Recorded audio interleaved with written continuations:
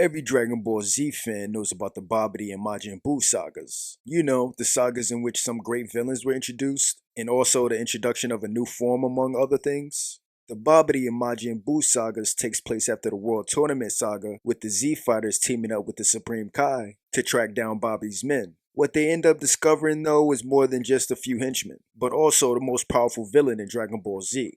I'm your boy Joshua Freeman, and today I'm going to break down why the Babidi and Majin Buu sagas are the best sagas in Dragon Ball Z.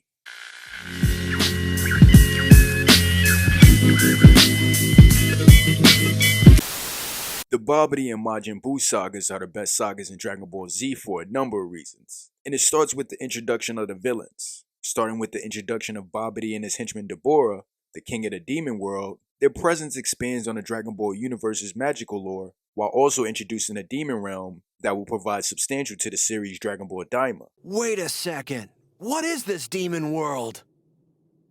It is a shadow world that exists on the other side of this one. Like two sides of the same coin. One of you may be the strongest in this world. But in his dark demon world, Dabura is the strongest by far. Babidi's mind control ability adds psychological tension to the story, and it's mainly by how he manipulates the characters in the saga. Babidi makes the conflict feel more personal and morally complex, and this ability leads to iconic moments during the sagas, making Babidi a uniquely menacing foe, despite his lack of physical power. Dabura also provides a nice add-on to the sagas, as he ends up being more than just another evil henchman. He knows that we're here!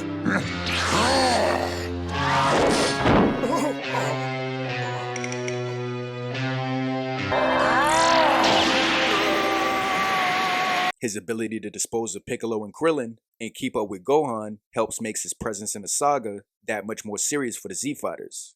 No villain in the sagas were more serious for the Z Fighters though than Majin Buu.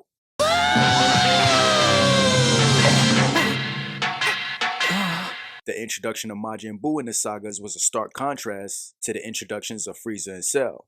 Even though the Z Fighters were warned about Majin Buu's powers, he was introduced as a unique and unpredictable villain, with an almost childlike innocence. And this stark contrast from the introduction of the other villains helps make his first time appearing that much more impactful. Majin Buu's ability to not only dispose of the Supreme Kai and Gohan, You dropped this!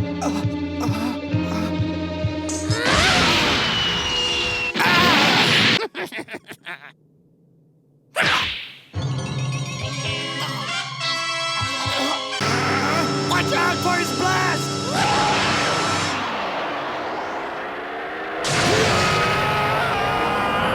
but also Dabura and Vegeta also makes the saga the best. He not only did not waste any time disposing of them, but he also showed off his abilities and techniques while doing it, which adds to his impact when he was first introduced. The next reason the Babidi and Majin Buu sagas are the best sagas in Dragon Ball Z is because of the fights that are displayed during the sagas. From Goku vs Vegeta, That's more like it. to Goku vs Majin Buu. Starting with Goku vs Vegeta, the reason this fight is so good is because the rivalry comes full circle. This fight represents the culmination of Goku and Vegeta's long-standing rivalry. Vegeta's pride, jealousy, and the need to prove himself, I have in me the blood of a Saiyan prince. He is nothing but a joke. Yet I've had to watch him surpass me in strength. My destiny thrown to the wayside. He has stolen my honor. And his debts must be paid.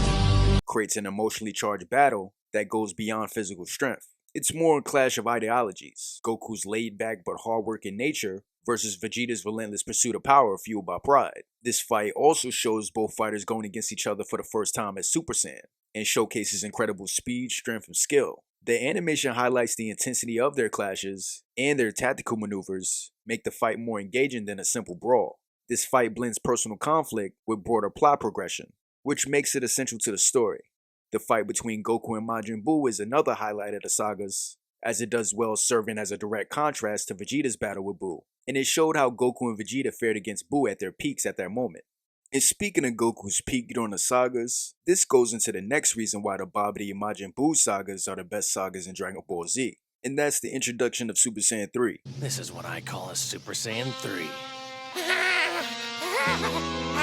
The introduction of Super Saiyan 3 was a dramatic and visually striking transformation, with Goku's extended golden hair and lack of eyebrows giving it an intense primal appearance. Its introduction highlights the continuing evolution of Saiyan power, which raises the stakes and showcases just how far Goku has come since his initial Super Saiyan transformation. The other great thing about the introduction of Super Saiyan 3 is how Goku strategically uses it during his battle with Majin Buu. I'll have to be careful.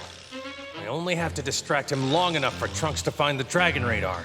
Goku's decision to reveal Super Saiyan 3 was both a tactical move to stall Majin Buu and an opportunity to inspire Goten and Trunks to train harder. This shows Goku's strategic thinking and his understanding of the larger picture, as he balances his duty as a warrior with his role as a mentor for the next generation of fighters. And this also goes hand in hand with Goku's character development during the sagas.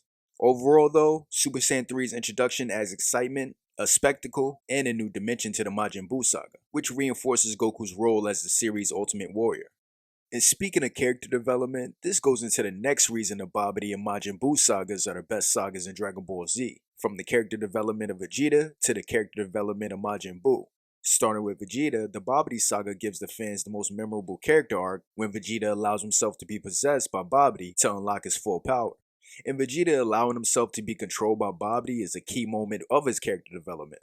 It's a reflection of his internal struggle and feelings of inferiority towards Goku. Imagine my shock to see the undeniable proof, to discover that no matter how hard I tried, I would never be able to catch you, a warrior prince forever living in the shadow of a low-level clown. While he outwardly claims this to regain his ruthless edge, it's clear that his pride and feelings of inadequacy compared to Goku is driving him.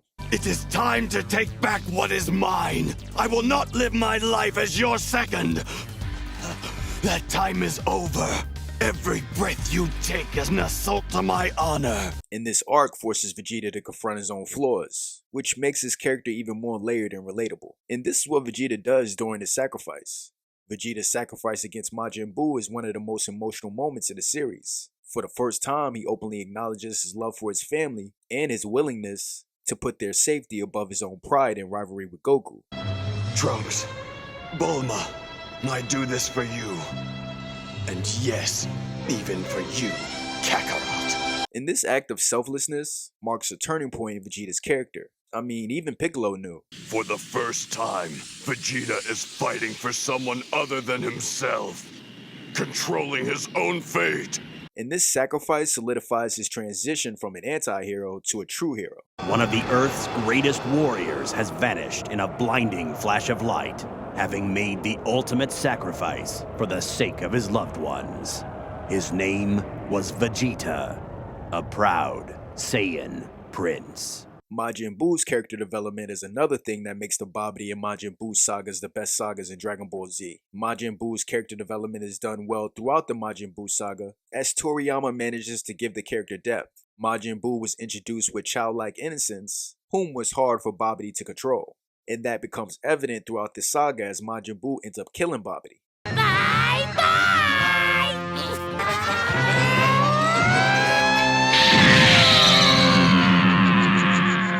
Majin Buu's childlike innocence is displayed even more as he forms a relationship with Mr. Satan, which ends up turning him good.